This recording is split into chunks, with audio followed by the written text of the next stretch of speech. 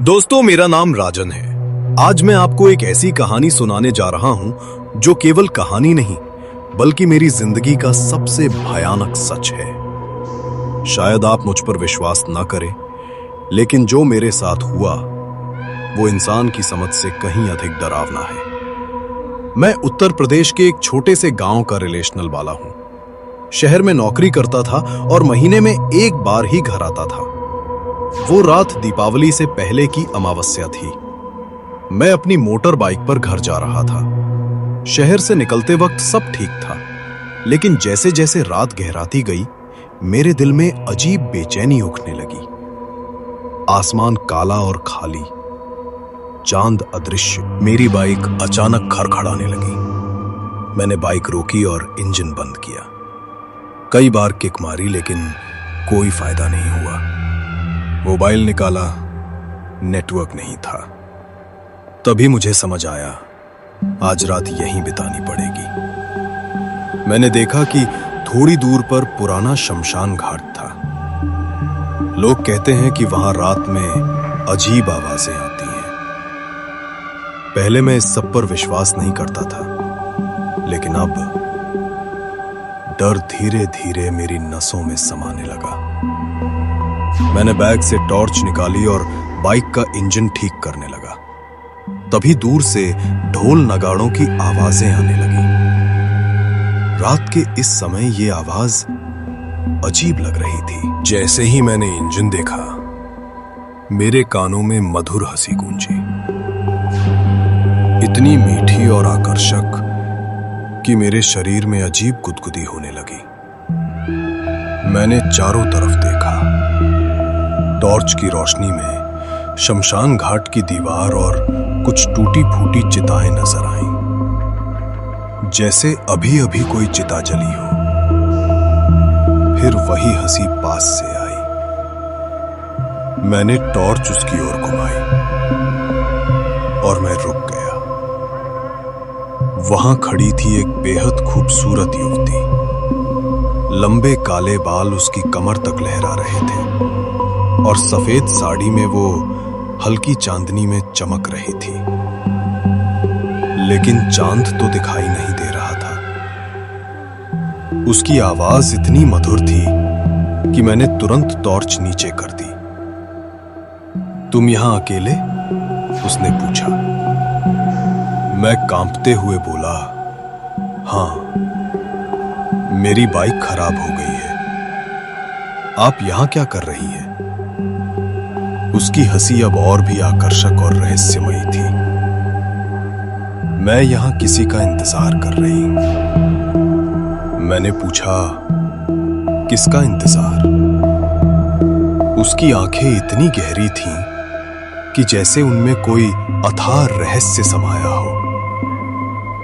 तुम्हारा, उसने धीरे से कहा।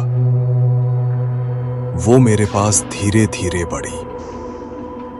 जैसे जैसे वो पास आ रही थी, मुझे मनमोहक खुशबू आने लगी, गुलाब और चमेली का मिश्रण। डरने की कोई बात नहीं, मैं तुम्हारा बुरा नहीं चाहती, उसने कहा। उसका हाथ मेरे चेहरे पर पड़ा। स्पर्श ठंडा था, लेकिन मुझे अच्छा लग रहा था। तुम्हारी बाइक मैंने खराब की है। मैं हैरान रह गया। तुमसे मिलने ही ना वह मुझे शमशान के अंदर ले गई। चिता की आग के पास बैठा उसने कहा, तुम बहुत खुशकिस्मत हो, आज तुम्हारी मुलाकात मुझसे हुई है।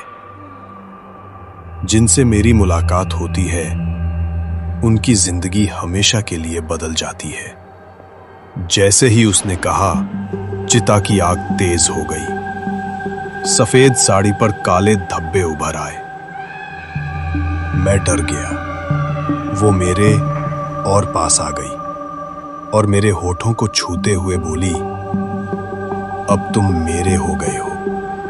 तुम मुझे चाहते हो? मैं झूठ नहीं बोल सका। वास्तव में मैं उसे चाहता था। इसलिए मैंने तुम्हें यहां रोका, उसने मुस्कुराते हुए कहा। मैं बिल्कुल भ्रमित था। वो धीरे धीरे अपनी साड़ी का पल्लू हटा रही थी।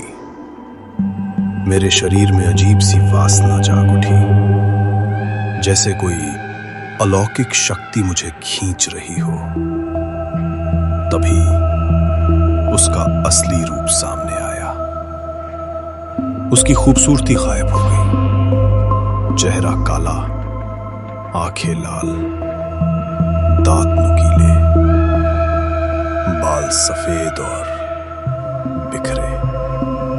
तू सोच रहा है कि सुख भोग रहा है, पर मैं तुझे साध रही हूं। मैं डर के मारे कांप रहा था।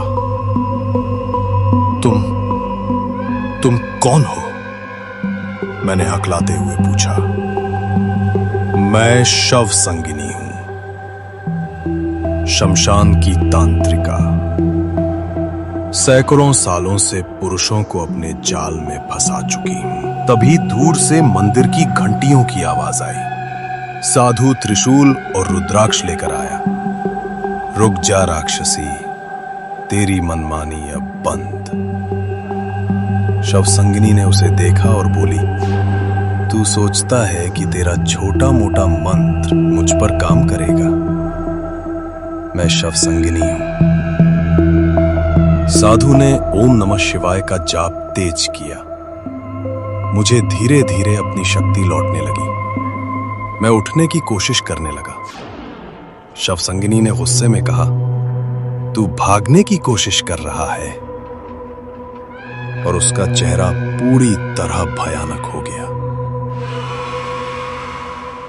उसने मेरे शरीर से मेरी आत्मा खींच ली और बोली, अब तू हमेशा के लिए मेरा गुलाम है। साधु ने काशी विश्वनाथ की पवित्र राख का इस्तेमाल किया।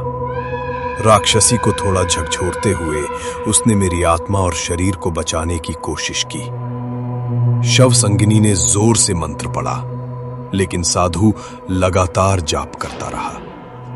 मेरी आत्मा और शक्ति धीरे धीरे मुझे लौटने लगी।